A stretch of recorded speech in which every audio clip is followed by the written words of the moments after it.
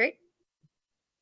Okay, so hello everybody and welcome to the NJ Cannabis Legalization, Economic Opportunities for the Garden State, brought to you by Bressler, Amory, and Ross. So today we are joined by myself, Nick Hamyati, who is the chair of the Cannabis Practice Group here at Bressler, Leo Bridgewater, who is the Chief Innovation Officer for CWCB Education, and of course, Harry Carpenter of Citron Cooperman.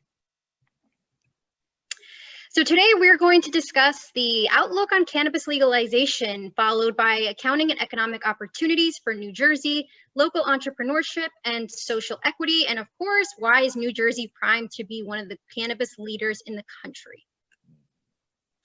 So just a quick outlook on legalization. If you are not aware, this November 3rd, we will be voting on adult use cannabis legalization. So right here, we have the question. If you are a New Jersey resident and you've received your ballot, the question is actually on the other side of the ballot. So ensure that you turn it around, and it's public question number 1.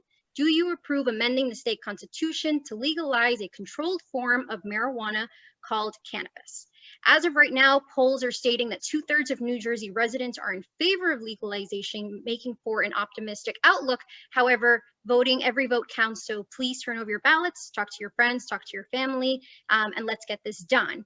And for the folks who were wondering when they're going to get their say, there's actually going to be a judicial Senate hearing this Thursday, October 22nd at 9:30 a.m. in Trenton. So today at 3 o'clock is the actual deadline for you to register if you'd like to provide a testimony in person.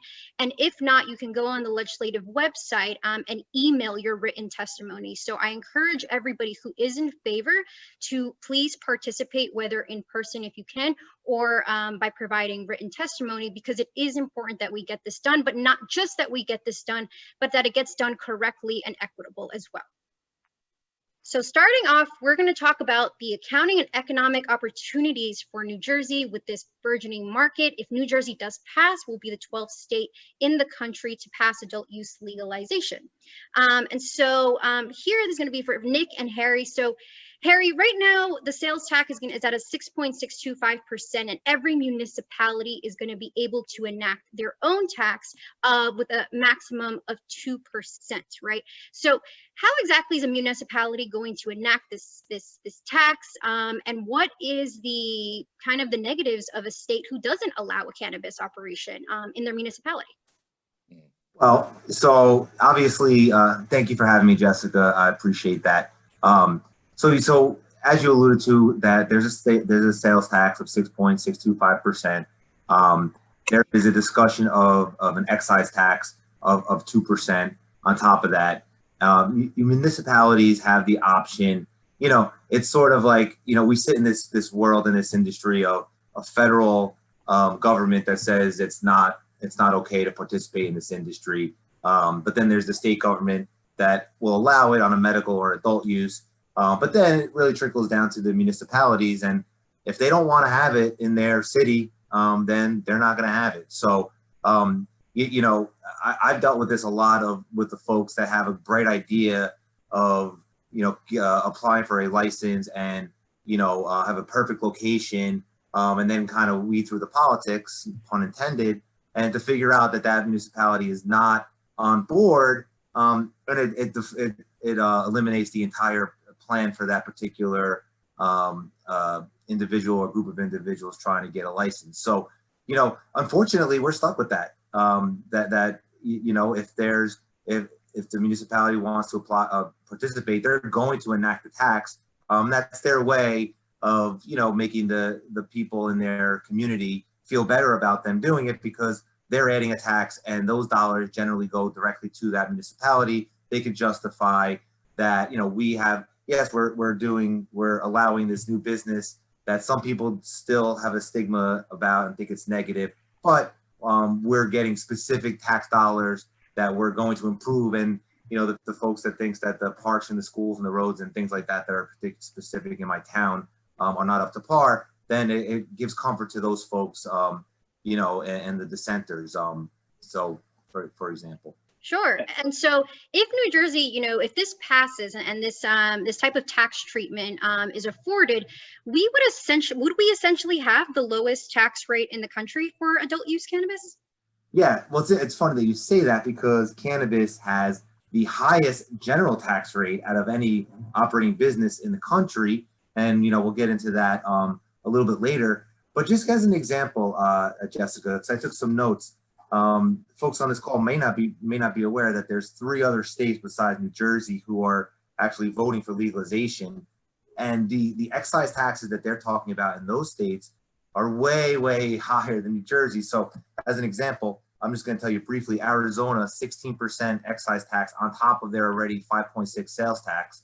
Montana is proposing a 20% excise tax, and South Dakota 15% excise tax. So and I didn't do the analysis through every single state, but yes, 2% of an excise tax is clearly on the lower end. Really, in my mind, that sort of shows the commitment of the state to really make this thing happen.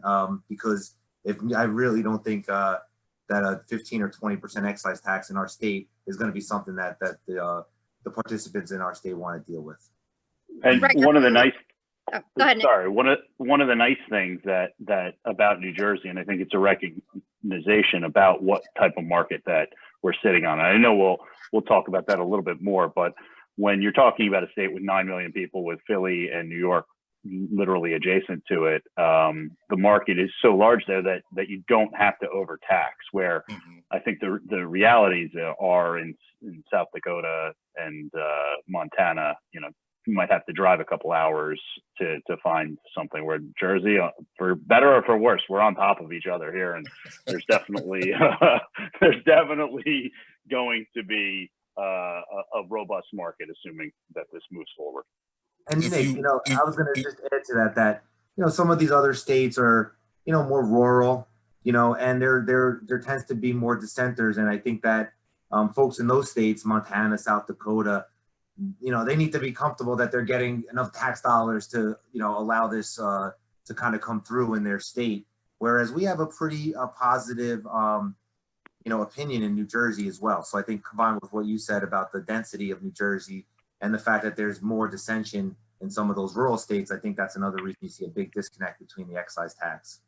One thing that I'll add in, just from dealing with local politics on some other things when it comes to like zoning, and if this is something you're in favor of, don't just say, yeah, I'm in favor of it, because the people who always go to their local governments, politics are extremely local. And the people who go to the local meetings and the people who participate in the local meetings are the naysayers. They are the rabble rousers. They are the say no to everything. They're the don't let it happen, or they're the not in the NIMBYs, the not in my backyard. So to the extent people are interested and people want progress and people would like the tax revenue and the tax base in your town, don't just sit there and say, yeah, I voted yes, or yeah, I'm in favor of it, or whatever. Sometimes you have to be active and you have to participate, because the reality is sometimes, I guess, the empty cans make the most noise. Excuse me, I just want to jump in real quick. But no, jump in, Leo. We want to talk more. Yeah, here's the thing. Looking at this tax rate and everything, it says a couple of things. Number one, we're open for business, particularly during a pandemic perspective. If you're an industry if you're a business who's looking for the best, the however you can get a leg up, that right there says a lot, number one. And then number two, if you just look at where I live at in Trenton, New Jersey, within a 200 square mile radius of where I live at, you're talking somewhere between 27 and 32 million people, and in the Northeast, it's not uncommon for people to go from Philadelphia through New Jersey into New York on a day-to-day basis, or from Connecticut, matter of fact, from Boston to New York every day, or from Connecticut down to New Jersey. We travel, we go through state to state, like it's, like as opposed in a matter of an hour or so on a regular daily basis. So when you're looking at the tax rate, because most people outside of the Northeast don't realize that people in New York City do most of their shopping here in New Jersey. People in New York they come to New Jersey to buy their cigarettes. People in New Jersey go to Pennsylvania to buy their cigarettes. People in Pennsylvania come to New Jersey to get their gas. So all of this, that you're talking about doing, and New Jersey being sandwiched between the number 4 and the number 4 media market in the world and the number 1 cannabis consuming city in the world, and you're talking about all those people going through like that. Come on. Yeah. So all hail the tri-state area. Hey. With this tax revenue that is going to come, there is the argument between the folks who want to earmark funds specifically in the enabling legislation of how this tax revenue is actually going to be allocated, and the folks on the other side who prefer for it to be more discretionary, right? So let's say, for example, a pandemic, right? Like, would the tax revenue from cannabis be available to kind of help aid that? I open this up to everybody of what, we've seen in other states that, allocation typically is in community reinvestment, general budget, law enforcement, education. We don't have enabling legislation just yet in New Jersey, but perhaps would it be beneficial to earmark funds or have it be discretionary? Leah, you want to go first? Earmark, baby. If you haven't seen The Legend of Bagger Vance, he said $5 guaranteed, not the purse. And so I want the guaranteed money. Listen, let me just be very clear.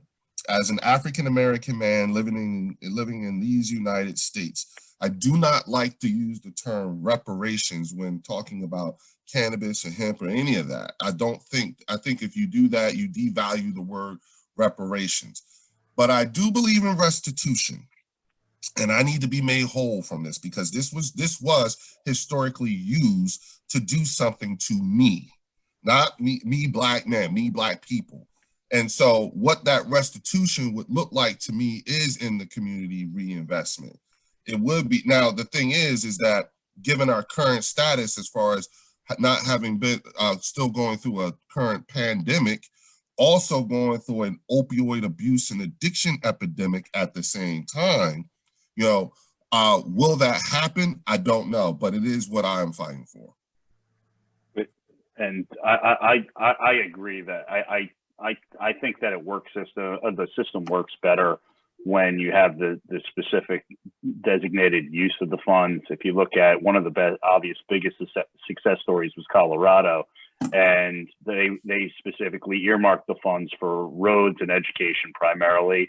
And as we've talked about, all of us amongst ourselves, education is always the key to everything. And I think that reinvestment of using something that has been seen as a quote unquote negative for such a long time as a positive force for education for future generations is something that's very hard to argue against. And it's, very hard to dispute what a positive impact this could be. Oh wait, real quick, I just wanted to point out and congratulate Jessica and embarrass her a little bit, but one of NJ.com's latest cannabis influencers today, article out on NJ.com today.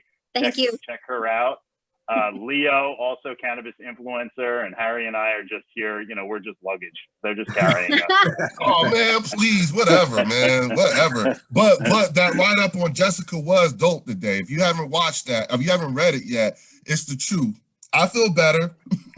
Thank you. I appreciate that, guys. And so now that we've talked about the state taxes, the municipal taxes, now I want to go into, the looming Section 280E of the IRS code that haunts this industry. So, Harry, would you, for the folks who have no idea what 280E is, would you mind providing us with a bit of background of how that came to be and how that affects businesses now? Sure. Well, I mean, there's actually a very interesting story that I won't give you all the details, but there was a cocaine dealer back in the early 80s who actually made that actually took all of his tax deductions on his tax return, and it went all the way to tax court. Now, there's not a lot of tax court cases out there, which is one of the things that, because the legal marijuana industry has not been out there for long enough. But this particular case, the end result was that you have a constitutional right to deduct your cost of goods sold only, even if you're dealing in a federally illegal business. And that's any federally illegal business. In our situation, Schedule I drugs. So what does that mean practically speaking? And practically speaking, it means that you get taxed higher as a cannabis business owner than any other business owner in the country, okay? And in a real high level, you have to pretty much disallow or not deduct on your tax return pretty much all of your operating expenses. Your cost of, like I mentioned, the constitutional right. So if I purchase a flower and I sell it, I can deduct only that. But my rent, my payroll, the folks that are, the property tax for my dispensary, all the normal business expenses that everybody else that has a business in the country is able to deduct and take advantage of, you can't.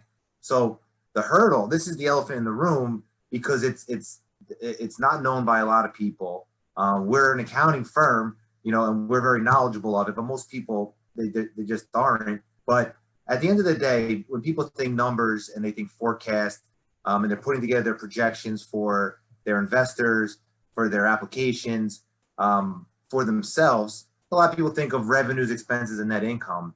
The reality is it's cash flow, okay? And the biggest impact of cash flow is that you have to realize that forecast looks nice and accurate, and obviously the assumptions have to come to fruition. But what's it going to look like when you take that forecast and put it on your tax return, and what's your actual take home going to be? And I don't want to get into scary numbers, but if I have $1 million of revenue, I'm paying money I'm paying tax on gross profit, on net income, and that in itself just throws everybody for a loop. Because like any other business owner, you need cash to pay your bills monthly. You need to be able to replenish your product. And all of a sudden, IRS comes knocking, and you have to be compliant because you have to assume you're going to get audited. And what are they going to look at? Section 280E. And were you complying with that? So you have to get it right. And getting it right means paying a lot more taxes than you would have had to do otherwise. So right. And so I've read that the effective tax rate could be anywhere from 70% to even over 100%, right? In kind of a very worst case scenario. That's what I read. Is that true? Yeah. I'm not sure how you get to over 100%, because if you're generally not going to pay more tax higher than my total revenue, but 70% is a very accurate number. It's like I always use the $1 million, but $1 million and my 700 of gross profit and 100,000 of net income. Well, everybody else gets to pay on 100,000 of net income a tax rate. Right. Your effective tax rate is. I'm paying on $700,000 for the same exact business that had, I'd not be subject to 280E.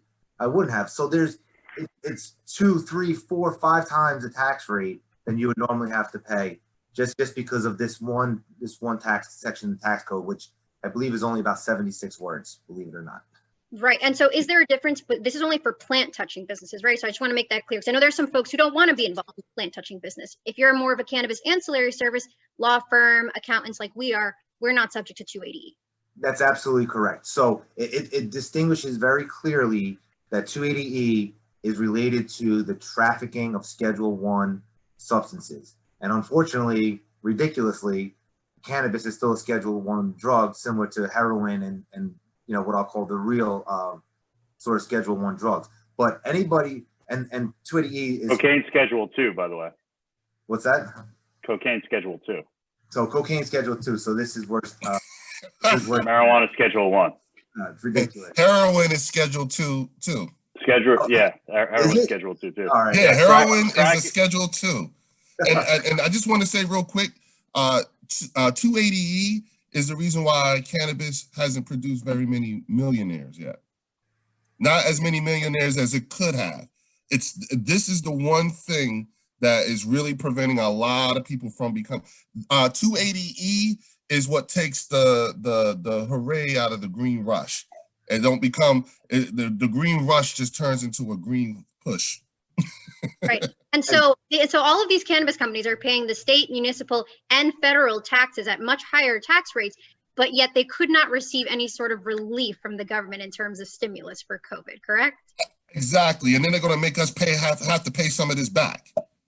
And we don't even get none of the money. But despite being an essential service in almost every state in the country that has a either recreational or medical market, They deem it an essential service, and they wouldn't allow you to qualify for some of the federal assistance programs, despite the fact that people were literally on the front line. Wow. And Jessica, just to serve one more thing on that last slide, just so the 280E specifically talks to trafficking in a controlled substance. So if you're manufacturing, if you're cultivating or dispensing, everybody agrees that you're plant touching. Unfortunately, you're subject to 280E. Most reputable accounting firms and law firms would all agree that if you're an ancillary business supporting the industry but not plant touching, you clearly don't meet the criteria of trafficking the substance, and you wouldn't be subject to 280E. And I think most people are comfortable. And there are a lot of ancillary businesses that have become successful because, as Leo was alluding to, like they're not subject to this 280E, and they're able to actually pursue their business and their opportunities without having this tax code hanging over their head. Right. And so for all those who do think that getting involved in cannabis is a huge money grab and you're going to make all these millions up front, 280E has a different plan in mind. Correct. Until then we fight. Yes. And so, moving on, because we are going to need to have this, as you already alluded to this, Harry, in terms of, our forecasts and our financials for the actual applications themselves. You've worked on applications, Nick, you worked on applications. And I just wanted to give folks, a bit of what you're going to need in terms of financial and, legal documents for preparing for an application. Sure. Harry, you want to go? Yeah, I'll start. So, let me tell a kind of a client story for about a minute or two. It won't take long. So I had a client who was applying for a license in New Jersey. They're actually waiting from the debacle that happened on the last round. And when I first met this individual, they said that they had their entire business plan was in great shape. They didn't think they needed my help. They went to their investor, and their investor said two things. One, have you considered 280E in your forecasts at all? And number two was, are you working with a good attorney and accountant? And the answer was no to both those questions. And a long story short is that we ended up getting hired. We recasted our forecast to show what they would actually look like when you apply 280E. The investors want to know, what's the actual take home? Do we even have enough cash to operate once we apply 280E? And that client paid me a small amount of money, and that investor gave my client $7.5 million. And that was, so when you ask about why do you need the professionals, the accountants, the attorneys to advise you, it's because the state wants to make sure you have the right team. The numbers have to be reliable, and people are putting in a lot of money, when the time comes, and they don't want to fool around with if you don't have all your ducks in a row. So, it's very important that when you're putting these forecasts together, you're enlisting the right professionals to help you. And to your point, I mean, the reality is right now, the only framework in New Jersey is competitive licensing. So you're going to be scored against other people. So you think you have a great team, but it's all in your head, and you're going to put the words on the paper yourself, and you're not going to have the team of professionals. You're going to be starting at a disadvantage. The reality is everything is scored. You're scored on each section. You're going to need to show experience. You're going to have experienced providers. Obviously, with New Jersey just being a relatively new market, there's not too many people or entities in the state that have that experience, that aren't going to be a standalone entity right now, most likely either ineligible or not looking to partner up with a newer entity. So you're going to need to build a network outside of the state, and you're going to need to have experienced providers from a more mature market, whether it's a Massachusetts or whether it's a Colorado or whether it's California, any one of the ones that have been out there for a long time.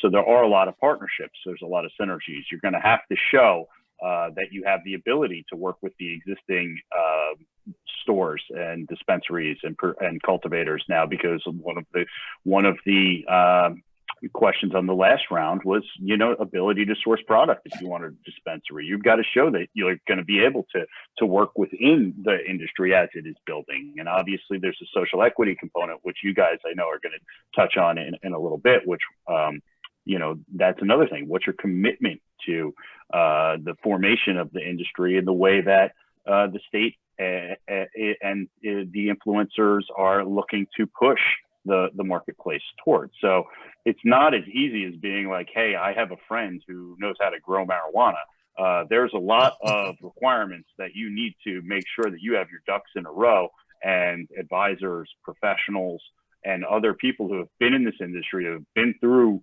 and lived through some of the missteps, I'll just say, of prior entities and prior states, can definitely advise and help you put together a much stronger application. Right. And so why is it important for folks to also obtain, when they are looking for professionals in the space, why is it important for folks to go towards attorneys and accountants who actually have, the cannabis experience, right? Harry, you alluded to it, that the financials didn't have, a 280E consideration. So, why else is it important for folks to make sure that the folks that they are engaging with do have experience and the know-how to be able to navigate in really these murky waters? I'll start. The easiest answer from an accounting perspective is that if you're plant touching and working in this industry, you have to assume you're going to get audited. You're going to get audited by the IRS. So, it's as simple as that. I mean, you have to be prepared, and, anybody who has a business that gets audited and the IRS finds some irregularities in your numbers, they're going to keep digging and digging. And like, it's just not, no, you have to get that right up front. Again, I talked before about getting the numbers correct so you can articulate, accurate forecasts for investors and for the state. But you absolutely need to make sure you're correct whenever you're going to put onto a tax form and file that with the IRS, especially when you're going to be audited. And I would agree. Same thing, just a little bit different when it comes to legal. You're going to anticipate that everything that you put on paper is going to be reviewed by the state, by the Department of Health, by everybody, whether you're putting in for an application or whether down the road you're going to be reviewed and examined by the state. The reality is lawyers sometimes tell you what you don't want to hear. And if your lawyer is always telling you, yes, that's a great idea, you probably don't have a great attorney. Your lawyer should be critical of things and should be helping guide you in the right areas, and should be telling you to stay away from certain things, because the reality is there's people will look for shortcuts, and good counsel should say, maybe that works in another industry, but shortcuts and doing things quickly may not be is not the right way to do things in this industry. The scrutiny level is off the charts, and you've got to make sure that your I's are dotted and your T's are crossed at every level. Right, absolutely, because we still have the state and federal dichotomy that really doesn't exist in any other industry. So if you're not compliant on a state level, you really open yourself up to federal interference, right? And so it's really important to make sure that both your accountants and your legal professionals, your consultants, and whoever that you are using do have experience and background, because as we all know, there are various nuances that are very particular to cannabis, and we're all under a microscope at all times. Having been a part of a winning license team here with MPX New Jersey, and we won a full vertical license for the southern region in Atlantic City. I will tell you that entire process was like, it felt as though I felt violated in so many different ways because of the line of questioning that must be answered. It has to be asked and it must be answered. And so recognizing that the amount of time and energy, the good thing for us was that we were a team that had already had licenses in other states.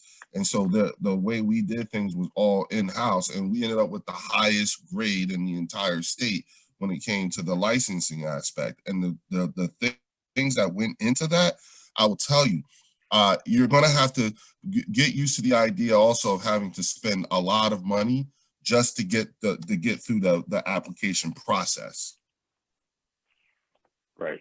Yeah. Right. And actually, we actually had a comment here on the chat about having the right insurance. And I can't agree more. It's all professionals. All of that is part of it. Yep. Lawyers and accountants are very self-centered. So we don't mean to exclude any other professionals in the industry. It's from payroll to HR to security teams to insurance teams. Anybody who's doing this fly by night is probably somebody that you want to reconsider. You want somebody who's got the network, who's got the access, who's going to put the right folks on your team. Right, because it's a team effort with everybody, right? Everybody works, together. These aren't really where you're siloed off. It's just a huge symbiotic relationship between all of your professional services. So as you said before, Nick, you have to prepare, for a great team, not just the folks who are going to be your operators, but those who are also going to support your operations from a more ancillary standpoint. Absolutely. And the other thing that I'll throw in there, as everybody can probably tell, we're all very comfortable with one another, but the industry is very small. And if you think that you're going to move into this industry and you're going to just not play nice with others, that's a really bad idea. No. This industry is like family. Everybody is very tight. Everybody knows everybody. And if you get a bad reputation, right? If you get a bad reputation and people don't want to work with you, that's just not going to be good for you down the road. So we always, in particular, when you're talking about, especially this area, this industry is very incestuous. The degrees of the degrees of separation is like less than 2, especially around here. It's not like we all know each other. That's the thing. And when I say we all know, I'm talking about those of us who are much more progressed than today, and then versus someone who just got in. I mean, I'm the co-founder of Cannagather, New Jersey. And so when you think about, if you just look back to all those days with Cannagather, if you don't know what Cannagather is and you're trying to get into this industry here in New Jersey, we already know how much more we know than you. That's just right. I mean, like, I do miss the events too. Those I know, right? Missing seeing everybody. Well, that's where that's where I met all of you. Yeah, exactly. No, and the thing is, and for those of you who don't know, Cannagather was just a means by which a bunch of like-minded colleagues. That's what happened. We all met our colleagues at these Cannagather events, and we used to have them once a month. Myself and Ronnie Soto, along with our founder Josh Weinstein, will have these events in Midtown New York and Midtown Manhattan, and also here in Jersey City and New Jersey. And we would bring in 300-400 people a month who were like-minded individuals who were, looking at that time, looking to get in. Now, a lot of the people who are Cannagather alumni are even further up in the chain now in terms of this industry. Yep. Again, it ain't like we don't know who each other is for a while too. Yep, the importance of networking in this space cannot be understated, which brings me into our next topic about local entrepreneurship and social equity. And so, Leo, you're an entrepreneur, in this space, and you were focusing more on the education, on the ancillary side, but you're also involved with an operation that did receive an award for the 2018 RFA. So what I want to talk to folks now is, what are the different opportunities that we have now that we have under the new medical bill, and that most likely will be for adult use? Okay, so right now there are over 90,000 patients in the New Jersey medical marijuana program. Okay, when Governor Phil Murphy did the expansion with the Jake Honig Act, most people don't realize the goal was to increase New Jersey participation in the New Jersey medical marijuana program to 270,000.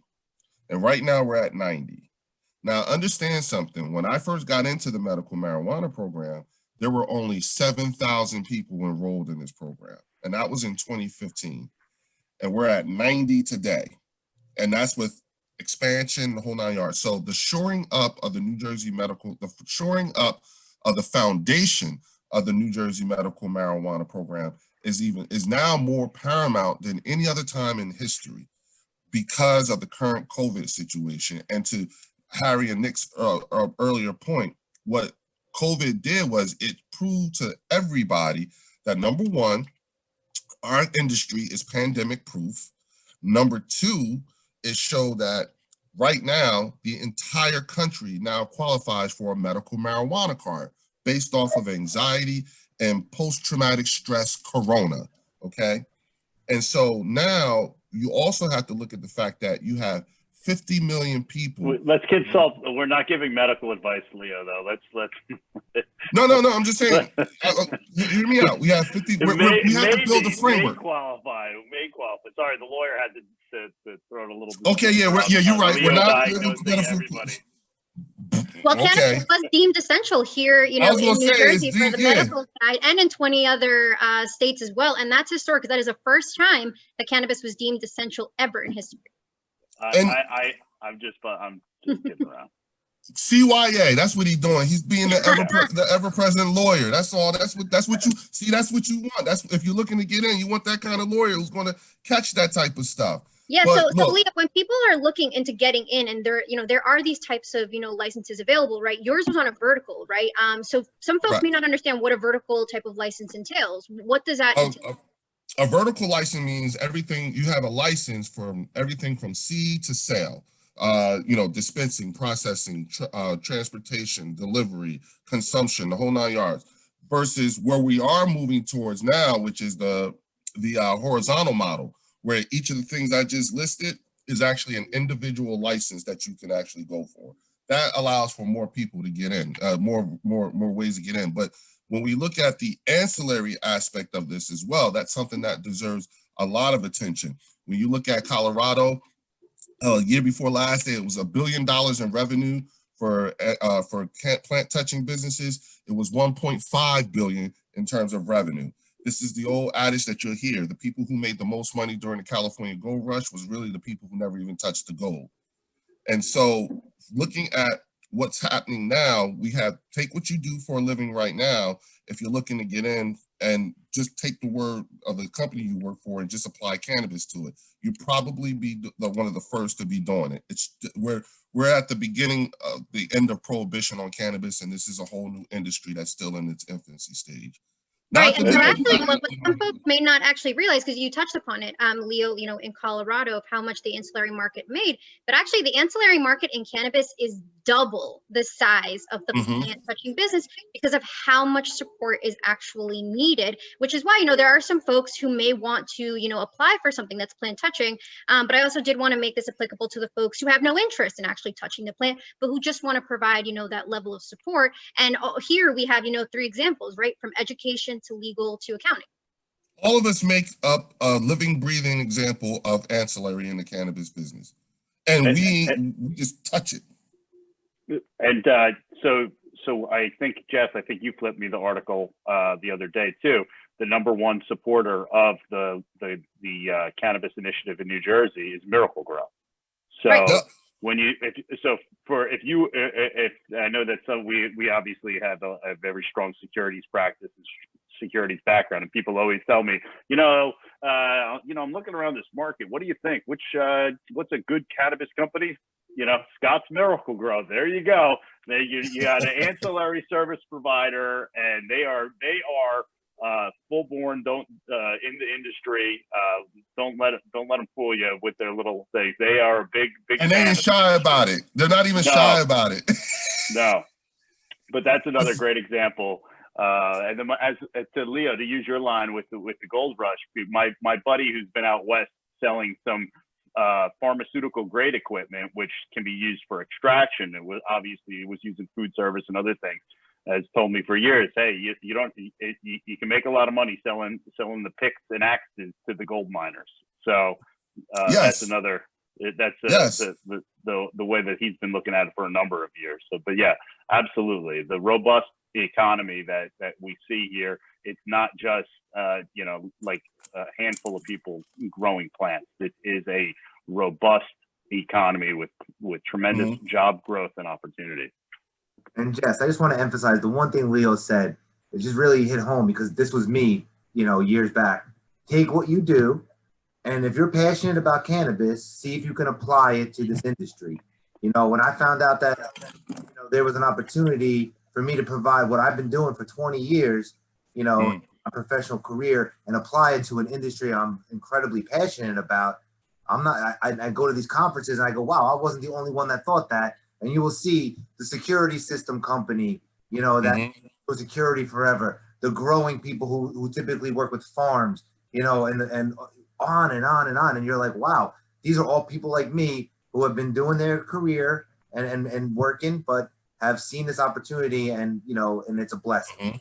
Yep, right, exactly. And I'm sure that a lot of us, we get asked the question. I know I do all the time of, how do I get involved into the industry? And I always tell folks, you don't have to reinvent the wheel. You just have to take what apply it to the cannabis industry, and then you grow from there, right? You can't just go from, wanting to do one thing, but you want to do everything under the sun in cannabis. You have to make sure that you establish that trust in this industry, right? Harry, you had, X amount of years as an accountant. Nick, you had experience as an accountant. Leo, you've been advocating for God knows how long. Yes. We all had that type of experience under our belt, and then we pivoted towards it. But I do want to emphasize that it also took a tremendous amount of self-education, correct? Yeah. Yes. All roads, when you look at the ills of this industry, when we're talking about, barriers to entry, everything, minority inclusion and equity, everything that's wrong with this industry, all roads lead back to education or lack thereof. Right, because a couple years ago, this webinar would never have even been a thing. Yes, correct. Yes, because what cannabis does is it illuminates from the inside out all the things that's wrong. It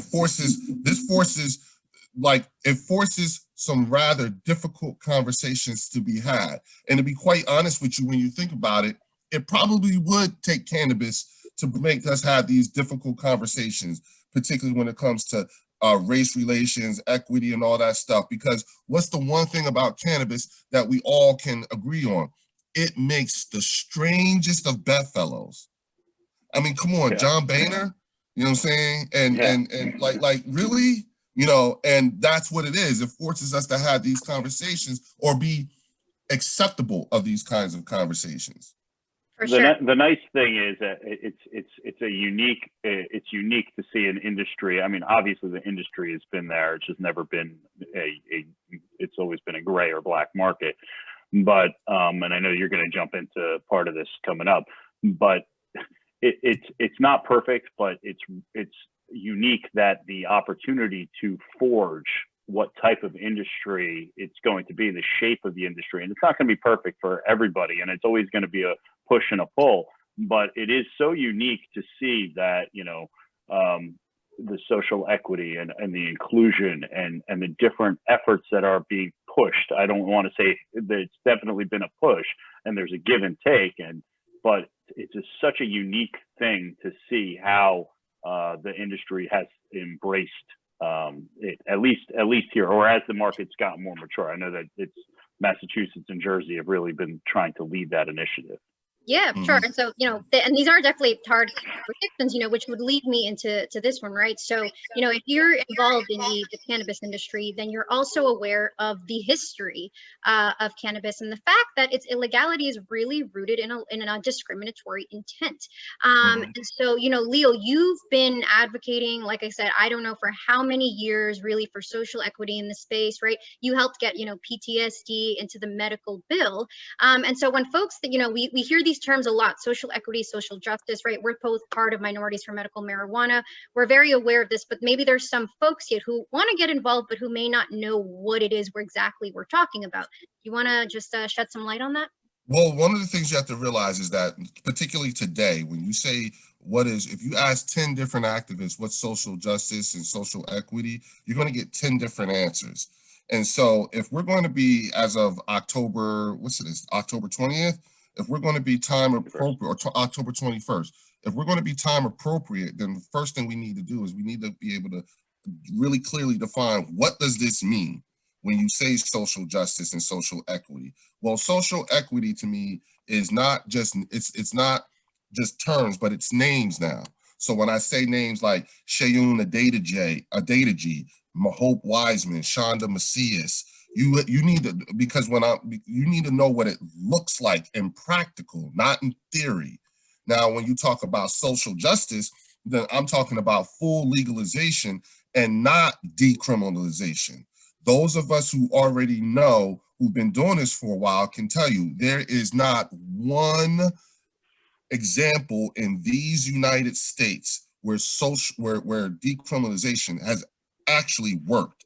New York City has been decriminalized since 1977, and yet they still lead so again, this is it's we have to be able to come under one banner. Now, also when I talk about social equity, I'm not just talking about in terms of getting business. I'm talking about literally from the proverbial rooter to the tutor.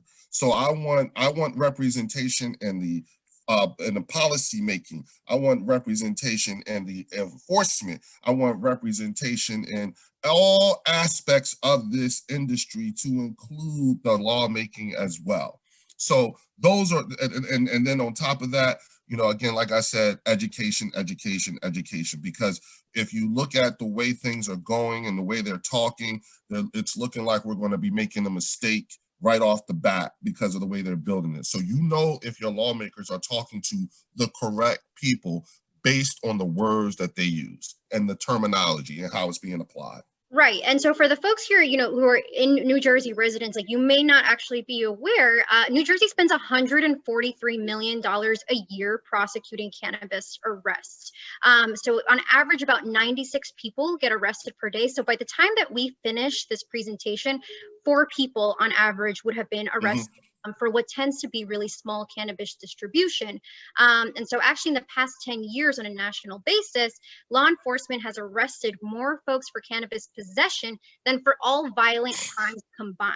And that's Correct. why it's important. And that's why, you know, if you're in the space or outside of it and you hear these terms, this is why. It's because the folks that are arrested are disproportionately, you know, communities of color. And New Jersey, just given its active participation in the criminalization of cannabis, really does need to ensure those provisions. And so I mentioned this on the first, you know, in the first couple of slides, that tomorrow at 9:30 there is going to be, you know, a Senate judiciary hearing about the enabling legislation. So if you have thoughts about what you would like in the enabling legislation, then I do encourage you to really use your voice, participate in your own rescue, and let them know what you would like to see, right? Because in other states, what we've seen, you know, are specific licensing tracks just for social equity applicants. We've seen a state-sanctioned education and technical assistance, but a lot of times we've seen that that's not enough. Because based on what we've discussed, we have a huge tax rate. You're not able to go to a bank and say, hey, I want a business loan for cannabis. So you need to look to private investors. You need to hire professionals to do this. So the amount of capital necessary to get involved is high. And that's a huge barrier to entry in and of itself, and probably the highest. Well, see, the thing is that what's there's a little bit something that's a bit missing from that when you say currently New Jersey spends 143 million. Okay, because if you were to take this tool away, you know, then that's 143 million that can go somewhere else, right? But what you also have to realize is that, you know, you're also talking about the facilitating of a massive transfer of wealth. Logistically, it almost can't be quantified, not just a cultural shift. And so when you come into the table about this, you have to be very deliberate about where you are, about how your approach to this. Here's a fact, okay? It's a fact that New Jersey averages somewhere between 25 and 32,000 arrests. So when you're talking about locking people up for this, that's a thing. It's not something to be debated. That's a thing. That's a very real thing, okay? But also, you're also talking about having you're also talking about directly going right at the opioid abuse and addiction epidemic. So you're also, and when you talk about expungement as well, you know, you're going to have a lot of people who are not who need to be not going to jail or in jail getting out of jail, whichever way it works. All of these things have to be already what's non-negotiable in terms of moving forward. I'm sorry, I just wanted to get that part out there. No, definitely. No, it's an important conversation to have, right? So if you're even looking right in terms of economic terms, you're spending 143 million, and there is a really conservative estimate that once we legalize, we'll be bringing in 300 million into the state, which I think is actually a little bit more on the lower. That was a conservative number, and understand something. People also need to recognize that what we are talking about is brand new money. This is off the books money. We're not talking about, moving assets or funding from one department to another department. This is brand new, unaccounted for money.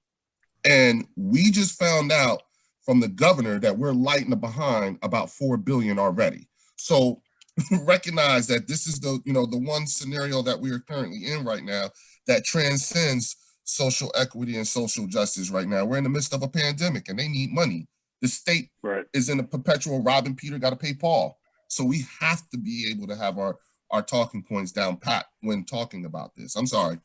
No, and one thing I just want to interject on the expungement piece is people don't realize that, having a conviction, a marijuana conviction on your record can prohibit you from having a job, whether it's in this industry or in other industries. I know that part of the inclusionary process is if you have a cannabis conviction, that shouldn't preclude you from working in or owning ownership stake in a cannabis industry, but it can prevent you from getting a job in other industries as well. And that, to me, it's something that needs to be remedied by this bill. And I know that they're taking account for it, but it is more complicated. As an attorney, I can just say it is more complicated than just simply pushing a button and having everything be wiped out. The systems are not that easy. It's not that easy to do, but it's something that needs to be done because you have significant folks who could enter the workforce, who have the qualifications to be in the workforce, who may just not be able to have access to those jobs. And we're talking about jobs, and we're talking about getting people to work, and then we're talking about getting tax revenue and other cash being spread around the state to help solve these budget shortfalls. Yeah, absolutely, because cannabis has already provided over 200,000 jobs. It's currently the #1 job maker in the world. And so I don't really see that stopping at any point. And so now that brings me really to our last slide to end, on a high note is, why is New Jersey primed to be a leader in the cannabis industry? And I'll open this up to everybody here. I just want to say one thing about the last thing that Nick was saying. And that is, Nick, that's exactly why if New Jersey was to get this done right, and you know what? Forget it. This is my answer too, okay? If New Jersey is to be the leader that it can be, it has the potential to be, okay? If you want to do this right the first time, right off the bat, then what the state of New Jersey needs to do is absorb all of its activists. Absorb all of the activists in some sort of way, from policy making all the way down to enforcement. And the reason being is because they know everything already. If you look at like the point that I was trying to make, that I've been making this whole time in terms of lack of education, everybody look at the formation of question number 1 on the ballot. Look at how they asked the question. Should New Jersey tax and regulate a form of marijuana called cannabis? Right. If it was in line with the Controlled Substance Act, it actually would have been the opposite. Exactly. And that tells you, and this is, and mind you, these are the same people we're asking to make the rules. That's why I said you're asking a bunch of Flintstones to write the rules to a Jetsons game. And you know who's who based on what words they use. You know who's who based on the way that they talk. You know who they ain't talking to, and you know who they are talking to. And it's that, and that's so. And when you look at where we are from our geographical location, you know what I'm saying? New Jersey is considered the medicine cabinet of the country. Okay, and I just told you we're stuck between the #4 media market, which is Philadelphia, and the #1 cannabis consuming city in the world. Let me explain to you something, people. There is a big ass difference between #1 and #2. Karachi, Pakistan is #2, and New Delhi, India is #3. Los Angeles is #4, and Chicago is #8. New York brings in they consume about 71 tons of this stuff. And so regardless of where you fall on the spectrum, whether you're for this or against this, but if you're going to make an informed decision, those are things you need to know right now. You shouldn't be finding all of this out 10 days, 14 days before you're supposed to vote for it. That don't work. Don't this sound a little off? And most of y'all just found out that New York is the #1 cannabis consuming city in the world. I'm more shocked about Pakistan and New Delhi being 2 and 3, to be honest with you. I figured New York was probably #1, but Karachi, Pakistan, Karachi, Pakistan consumes 40 tons of this a year. New York, you could stump. I'm sorry. You could stump anybody in the world without that trivia question. I'm pretty sure anybody in the United States, I should say.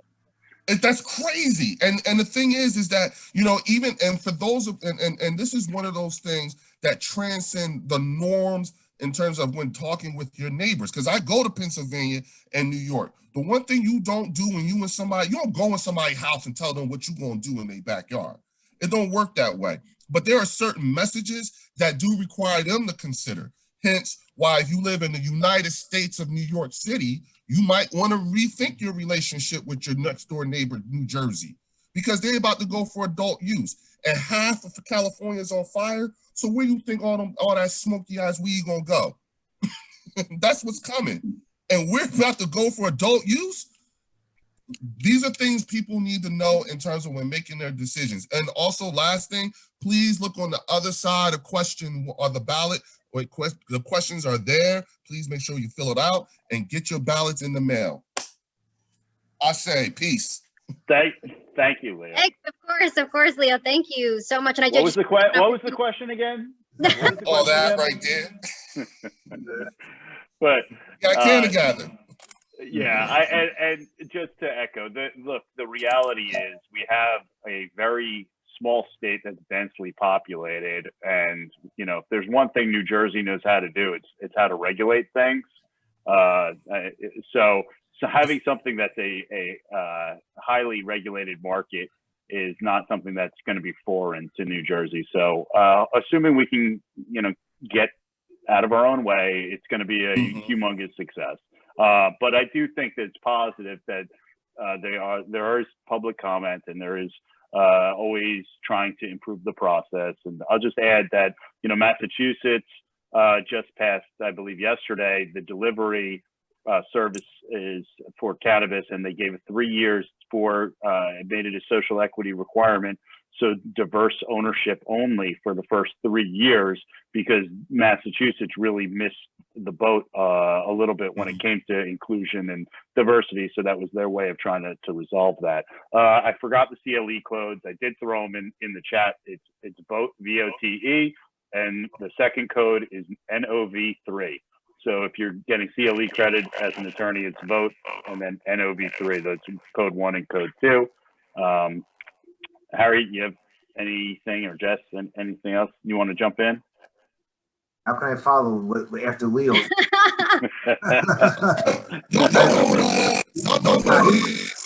Yeah, you guys said it all. I mean, we're literally, New Jersey is right in the center of the East Coast. You know, we are, you know, Leo said it multiple times, in between Philly and New York, but, you know, and Nick, you've mentioned a couple of times the density. It's just, we are absolutely, why is New Jersey not primed to be the leader in this industry? I mean, it's better question. Right, exactly. And so, you know, everybody keeps talking about what we might see is a domino effect, and we're actually already seeing it. We have yet to pass legalization, but the governors of both Pennsylvania and New York are already trying to rush through legislation, because for the simple fact they are not going to want those tax dollars floating over the Hudson River or crossing state lines, right? And so really New Jersey is going to be the catalyst of the Northeast. We're going to see a very, very different type of industry than we really ever have. So you guys remember, to my point at Canna Gather, you're welcome, New York. You're welcome, Pennsylvania. You're welcome. And so now, what do we do with this information? Now, I just want to point out to everybody, amongst other things, I also sit on the advisory board for the CWCB Expo. We're having our virtual expo on November 17th to the 18th, and you can use code Leo100, and it'll get you a free ticket for both days. There you are. We're talking exactly about education, that it needs to be accessible. Leo100, look it up. Put in that code, get yourself some free education. CWCBExpoinsider.com. Go to that and register for the event. Get yourself exposed. At least you can see. Excellent. Yeah, already. And hopefully we can get back to doing things in person, because I've taken my parents there who they didn't understand what the industry was about, and I've taken people who have no interest other than sheer curiosity to see how things are formed, and the professionalism and the number of ancillary service providers and number of other folks who are there. And when you see the professionalism of the people in the industry, it just kind of blows people away. That it's not Cheech and Chong, although you may run into Tommy Chong, but it's not just that type of thing where it's like Epcot Center. It's like Disney World Epcot Center. It's like one big ass science thing. You're like, damn, like you see things you didn't. It forces you to think in ways that you did not, you didn't see, you didn't know. And so I'm always like, it's also exposure. People need to, like you said, Nick, need to see it. That's what happened with me. I had a lot of people. I brought an archbishop of the to the expo in Boston, and not only did he end up leaving with a product for his father in terms of CBD regimen education and everything, but then he started looking at how to get into the business himself. Yeah. So all of these things, you know what I'm saying, are what's priming these conversations that actually have to happen. And it's like, once people get exposed to it, they go, okay, wait a minute, this ain't what I thought it was. And to your point, people have a Cheech and Chong. We have to change people's frame of reference. You know what I'm saying? They got to know that there are people who look like us. And one last thing real quick, you hear me talk a lot about social justice and minority inclusion and equity, but I don't want people to get it twisted as if I'm arguing about this stuff like we ain't already in this industry already. There are a lot of people who look like me. They're not enough, but there are a lot of people who look like me that is already doing it. So not only am I fighting for an even playing field for people to get in, but I'm also fighting to find money for the ones that's already here, that first class. And that's it. I just want to make sure I put that out there. No, thank you. Thank you so much, Leo. Thank you, Nick. And thank you, Harry, for everybody for lending their expertise. A couple of years ago, this really would not even have been something that we've imagined. So this is really how far the industry has come. Honored to be amongst you. So thank you to everybody, and anybody, has any questions, feel free to reach out to either of us. Thank you so much for joining us. Absolutely. Thanks, Jess. Great job. Thanks, Leo. Me. Thanks, Harry. We'll see each other. We'll see everybody soon. Yeah, the next event. That's right. All right. Take care. All right, guys. Thanks.